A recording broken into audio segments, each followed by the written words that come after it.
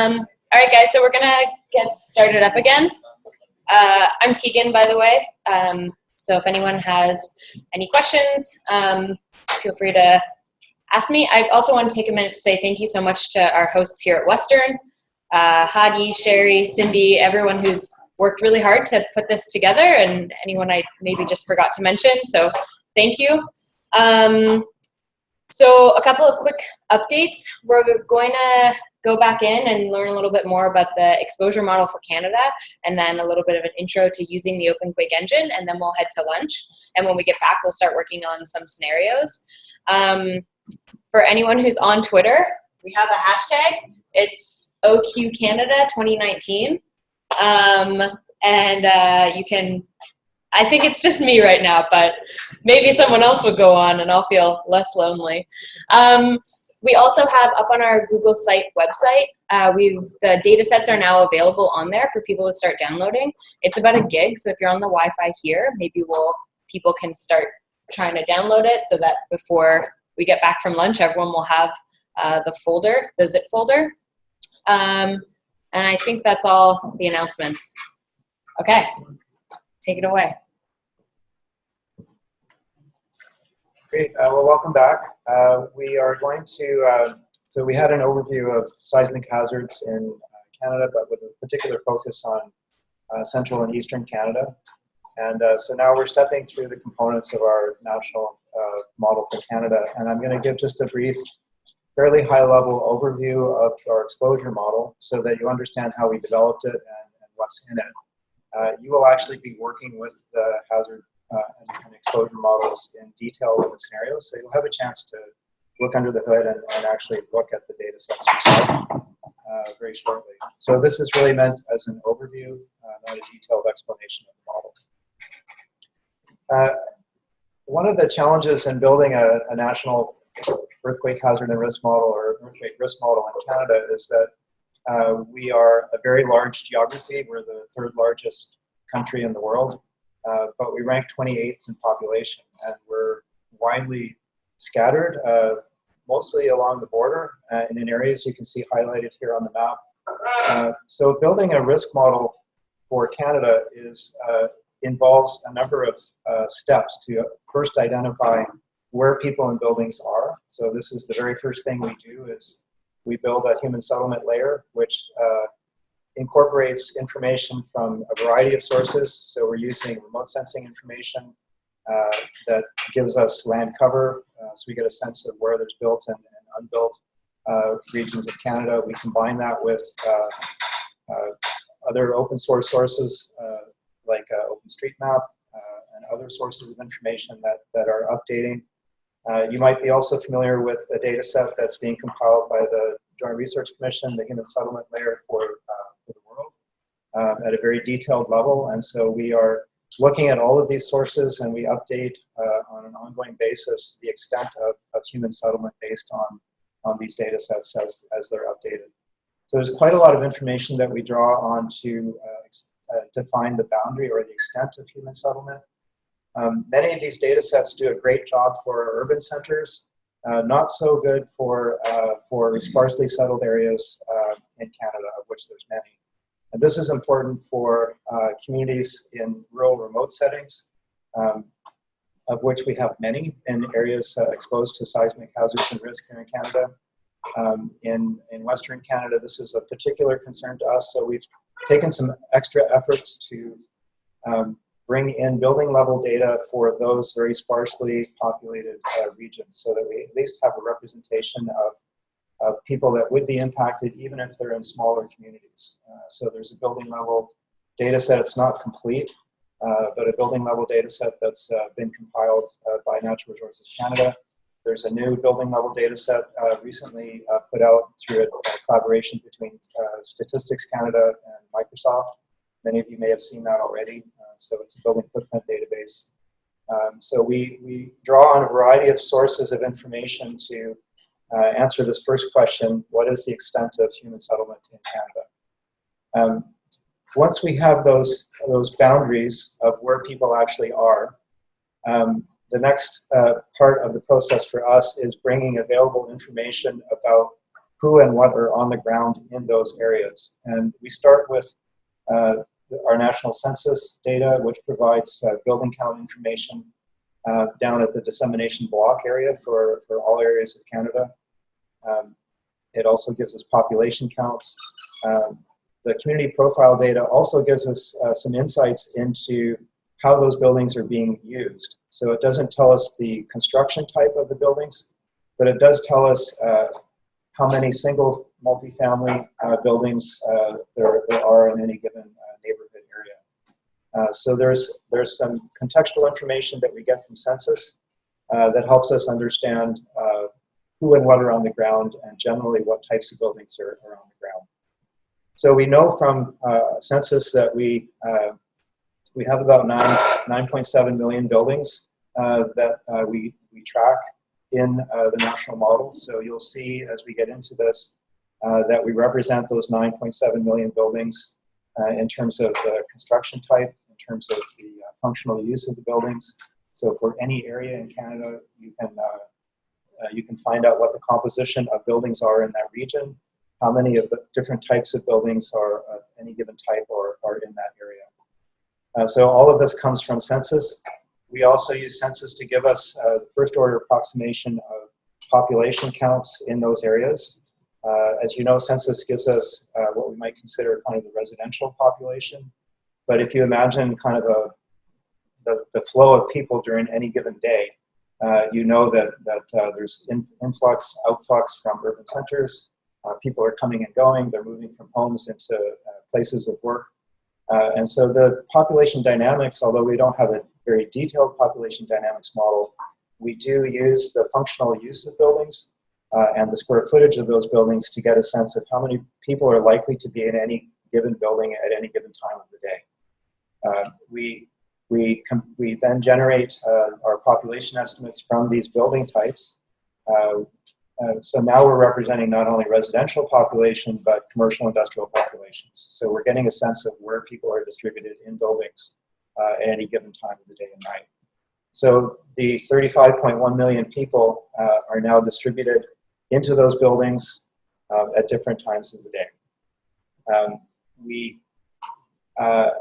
In addition to the residential buildings in the model, we also have acquired commercial data for commercial industrial buildings. So that's been brought into the model to augment the information we get from National Census. And as I mentioned a little bit earlier, we use unit costs, kind of industry standard unit costs, to get a sense of what the asset value is of those buildings. And this is just capital assets, so it's the replacement costs of buildings, both commercial and residential. So these are the pieces that we get from what you might think of as kind of the top-down, publicly available information that gives us a profile of any given community in terms of what's on the ground, who's on the ground, and what's generally happening. So these are the top-down foundational pieces of building our exposure model for a national, at a national scale. So as you'll see in the next slide here, you get a sense as you start to build the human settlement layer and bring in the census data, you start to get a sense of how we have settled Canada. So the human settlement layer and when you start to combine it with census at different years, starts to paint a very interesting picture of how we've settled in Canada and the implications from an earthquake risk point of view. And you'll see this is particularly important for anywhere in Canada that's exposed to seismic hazards and risk. It's certainly true for us on the West Coast. We're concentrated because of our geography. We've got mountainous terrain. We're concentrated in areas that just happen to be the very high seismic zones. That's where we have settled historically. And so that's why we have lots of people and lots of assets exposed in these very high hazard zones. So you can see there are these clusters. You also see in Western Canada that history of settlement is along the coast, in the flat-lying deltaic areas, along the interface between the ocean and land. But also you can see these concentrated networks along valley corridors, transportation corridors. So these are where we have assets, people, linear infrastructure. This is where we focus our risk assessment, is in these areas. So to give you a sense of what that looks like when we zoom in, I'm just zooming into Metro Vancouver area here.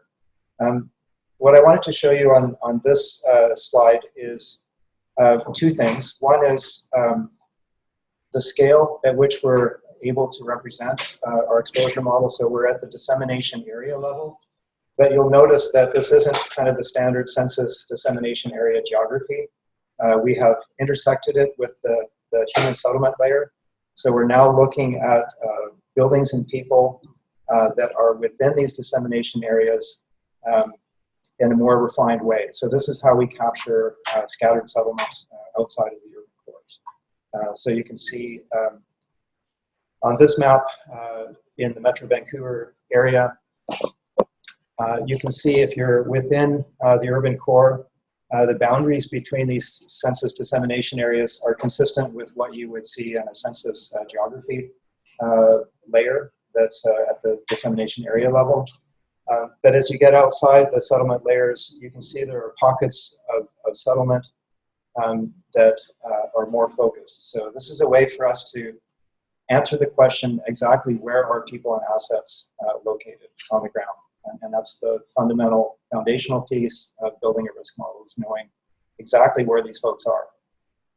And this is important, as you'll see, when we build our hazard models, we're actually using these locations of where people and buildings are to generate the hazard maps and to generate the corresponding risk maps.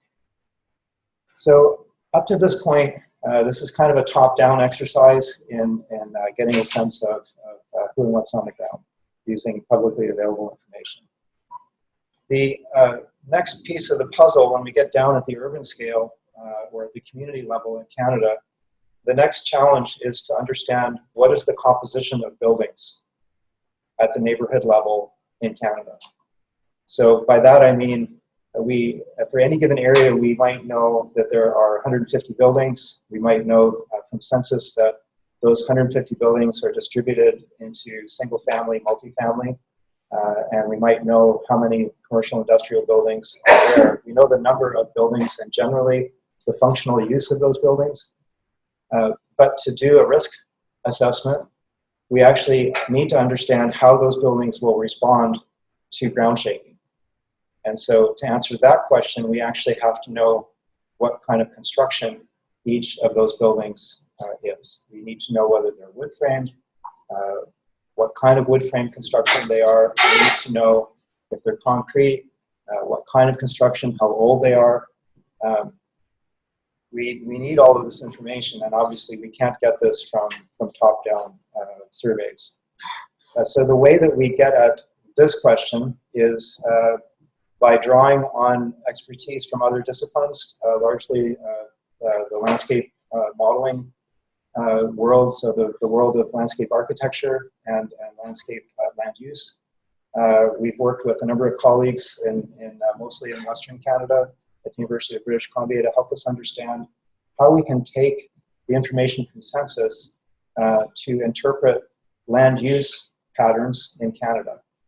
And so in this map, I'm showing an illustration of how we take information that's available in Census on population density in any given area and the density of commercial industrial stock in any given area to interpret or infer what the functional use of that piece of geography is. And so as an example, for rural land use classes in Canada, these are areas where there's less than 15 people per hectare in general. These are generally single-family homes. We know this from the census data. So this is a threshold that we use to characterize and distinguish rural land use from low-density residential use in suburban cores and in the surrounding regions. So when we get into urban low-density land use types, we've got obviously a higher density of people. We also start getting into a mix of different types of land uses or functional uses of buildings. So we get a mix of both single family.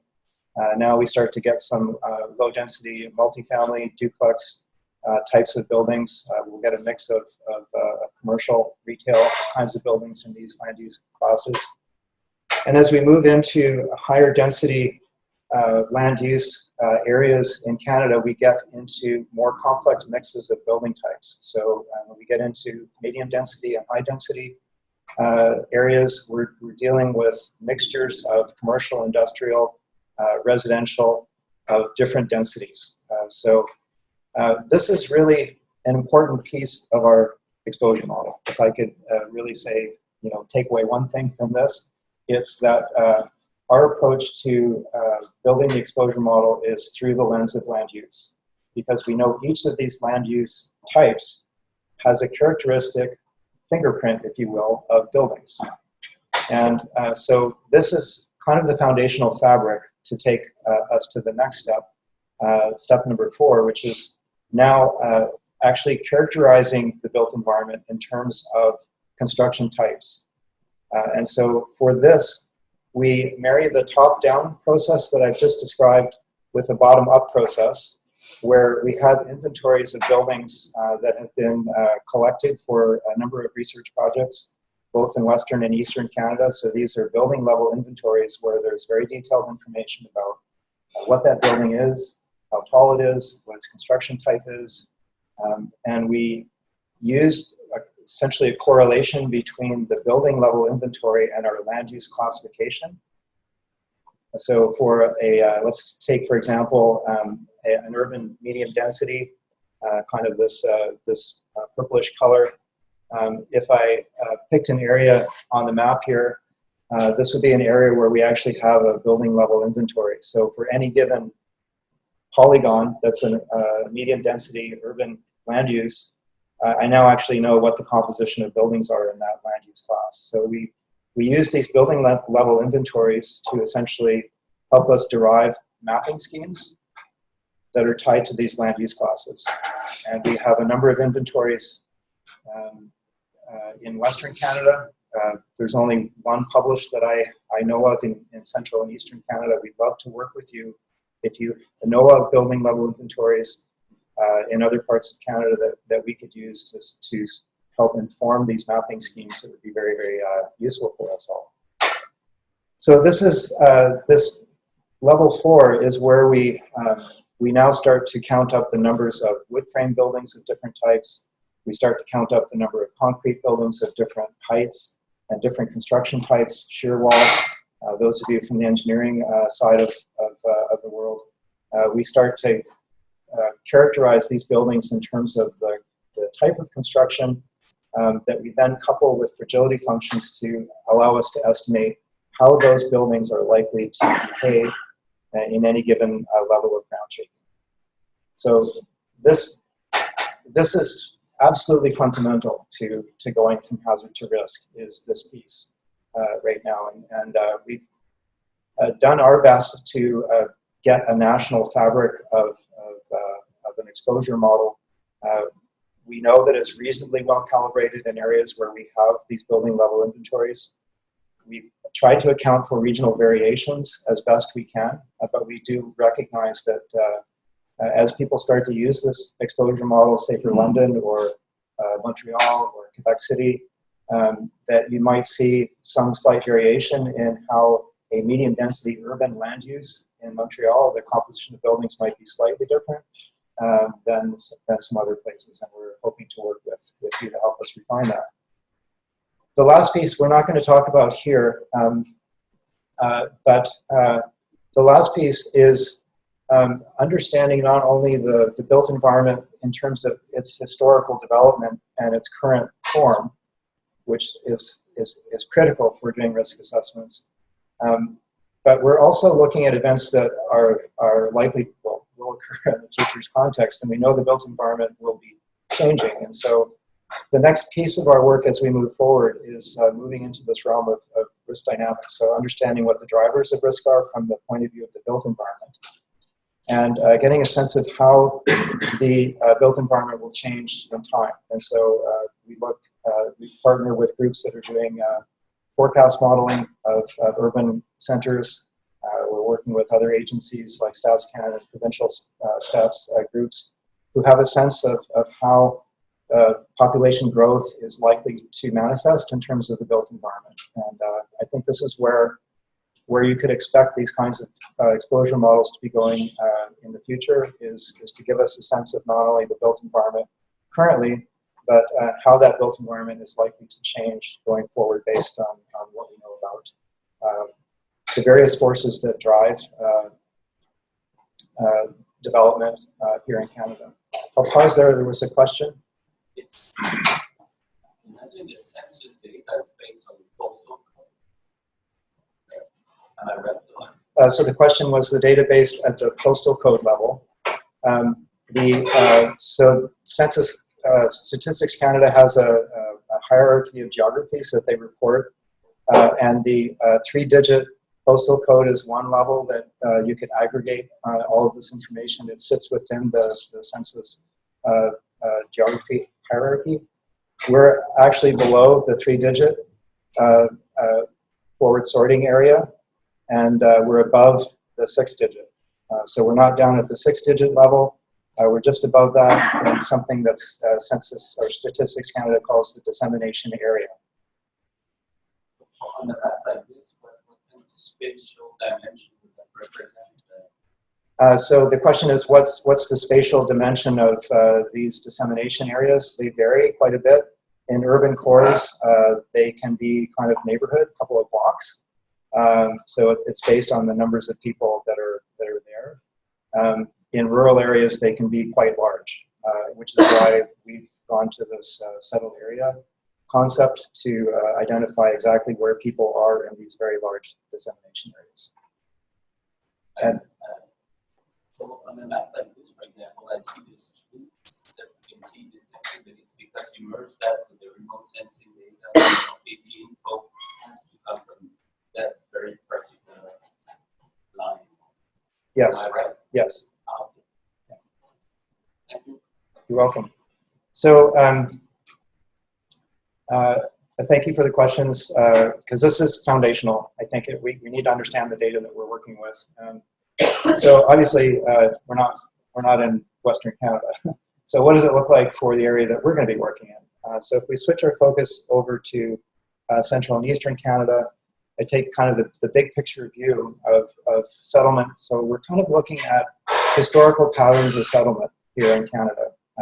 So any of you that have kind of looked at the history of development and history of settlement in Canada will see some foundational patterns here in this human settlement layer. It's how we came to this country and how we settled. Obviously, we settled in a region that was already settled. So we had by First Nations here, but we had a profound impact on the patterns of development and settlement, and we are inheriting those patterns in terms of the risk. So if we zoom into the Montreal area, this is what our land use characterization looks like in the Montreal region. We had some building inventory information that our colleagues collected, I think, with many partners in Central and Eastern Canada. We use that to help inform what the building ratios might be in this part of Canada. But one thing I would invite you to do as you start working with the data is really interrogate it, see if it makes sense from your point of view, if it resonates with your experience in terms of the types of buildings and the composition of buildings you would expect in these kinds of land use types here in this part of Canada. So as Catalina mentioned, once we understand the types of buildings that are on the ground, the next step for us is to understand how those buildings are likely to perform if they're subjected to ground shaking at different intensities. And so this piece of the puzzle is where we shift into fragility and vulnerability models that relate the expected building performance to a given intensity of ground shaking. So these are kind of the pieces of a fragility model. And those fragility models are tied to specific types of buildings that are classified not only in terms of construction type. So here I'm just showing the general construction types, concrete, masonry, steel, wood, but also very specific types of those buildings. So for concrete, what's the construction method for different types of concrete buildings, different types of masonry buildings. We know that unreinforced masonry building practices vary quite a bit from across our country, and so we've made some efforts to better understand what our construction practices are here in Canada and how they vary regionally. But I would say we're at a very early stage. We've partnered with the University of British Columbia to start to develop fragility and vulnerability functions that actually reflect the building stock here in Canada. And I know that there are those of you in the room and those of you online who are doing this kind of work for Central and Eastern Canada. You have a good understanding of how building construction types here in Central and Eastern Canada are likely to perform when subjected to ground shaking. So we're looking to build our partnerships with, through the group here at Western and through your research collaboration to those that might help, be interested perhaps, and help to refine fragility and vulnerability functions for building types that are specific to this part of Canada. It's not just the construction type of the building that we pay attention to, but it's also its conformance to its quality of construction is perhaps how I'll frame it. So buildings that were constructed prior to 1975 predated any seismic safety guidelines that were in our National Building Code and enforced at provincial levels through our provincial territorial governments. So those are buildings that weren't designed with an understanding of earthquakes in their region, and they may not have incorporated specific construction practices that would make them more resistant to ground shaking. An example for us in Western Canada is many of our single-family homes that predate 1975 used a type of construction that's called triple walls. So you basically had a foundation, and then it was built up from there with a triple wall, which effectively is almost a soft story for a single-family building that was introduced as just the common practice for those kinds of wood frame buildings in Western Canada. So having that kind of understanding of construction practice is important to match that kind of building to the appropriate fragility function so that we are modeling how that type of wood frame building would perform versus a wood frame building that might look the same from the outside, but one that was built in 2005 that would have had to conform to the building code at that time and to be constructed and approved for habitation. A building inspector has to sign off on the fact that that building has met those conditions. Not so much for single-family buildings, certainly true for mid-rise buildings in Canada. So the type of construction, the year of construction, but also where that building is with respect to seismic hazards, all determine essentially what we call the seismic design level. So the seismic design level, you'll see in the exposure model, includes what we call pre-code buildings, which are pre-1975, low-code buildings, which are 1975 to 1990, roughly, moderate code buildings, 1990 to 2005, and then high-code buildings, which are anything younger than that. So we use the year of construction, and then we use where those buildings are actually located with respect to seismicity zones to assign the seismic design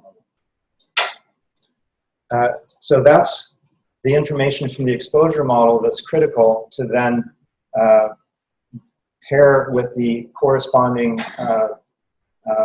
fragility models that would then give us an estimate of what the probability of damage is for that type of building given the intensity of shaking at that location. So as I mentioned, we start with a library of fragility functions that represent the composition of buildings we have in our exposure model for Canada. And we're now going through the process of refining those fragility and vulnerability functions to better reflect construction practices here in Canada and the performance characteristics of buildings here in Canada. So I wanted to just pause. I saw a few questions. This is was meant to be kind of a high-level framing of the exposure model and how it connects to the fragility functions and vulnerability functions that we'll be using to build the risk models. You now have, if you've downloaded the folder from the website, you now have the exposure model I just presented to you, I just described to you. You also now have the corresponding fragility vulnerability functions that you compare with those buildings in the exposure model. So we're starting to build the pieces now of moving toward building our own risk models. And for that, I'm going to hand it off to my colleague Anirudh Rao, who will take us through. And as Anirudh is coming up and getting his presentation ready, I'm happy to take any questions about the exposure model at this stage. Certainly, we're going to be talking a lot about it as we move forward. But any general questions? I saw. Yeah.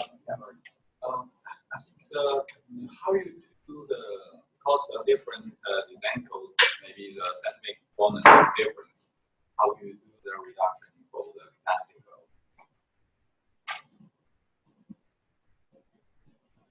I don't think I understand the question.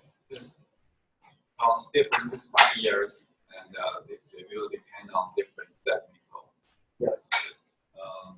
How do you do the reduction for the structure capacity code?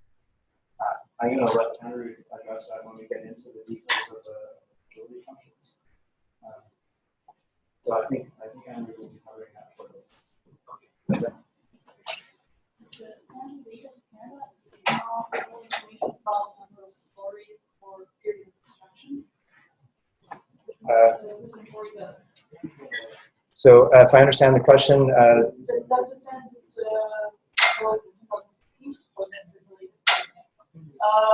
that includes great information about period of construction in residential buildings and also number of stories, or it's only what you mentioned it does include year of construction, so mean year of construction for that area, and it does include we can infer from the functional classes, which are likely to be single, multi-level buildings, but it doesn't include number of stories. Yes. Usually, not yes. include that information, but you say you infer information about number of stories from some other information. Yes. So this is where we use the. So the question for those online is because Census doesn't tell us the specific characteristics of the building that we need to model vulnerability and risk. How do we infer those characteristics, number of stories, square footage, things that aren't provided to us in Census or other databases? If I have the essence of the question. And the answer to that is that's where we use our building inventories.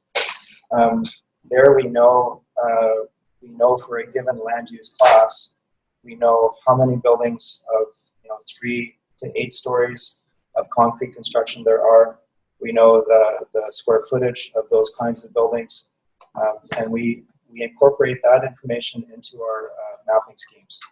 So for any given land use class, we have a mapping scheme that says take the 150 buildings that we know from Census are there for single family, multifamily, and distribute those building counts to these types of buildings for this kind of land use. Does that make sense? Yep. I know it's not. It's a couple of steps, but it's not. There's not a single source of information, so you have to combine and blend different data sets to get the specific information you need. Is that ultimately data, or do you That's a great question. So the data is aggregated at the census dissemination area level. We don't grid. It could be gridded. So some kind of dosimetric mapping technique to distribute that exposure in a different way. So certainly that would be very, very valuable in other instances for us. For earthquake modeling, in any case, the aggregate exposure model at this scale reflects the subtle variations in not only ground shaking but local soil conditions. It captures, for a regional model, it captures that correlation between where a building is and what kind of building it is and the kind of shaking. So the aggregate model is appropriate, and that's what we're using. But certainly you could take that same data set and distribute it for the grid. Like I was listening to the fire. We had a multi-hazard risk workshop here at Western over the last couple of days, and thinking about how the exposure model that we generated for earthquake risk modeling could be used in other contexts. And certainly for fire and other hazards that have footprints that cover large areas, it could be very, very useful as well. So thanks for those questions. I'll pass it now over to Anna-Ruth.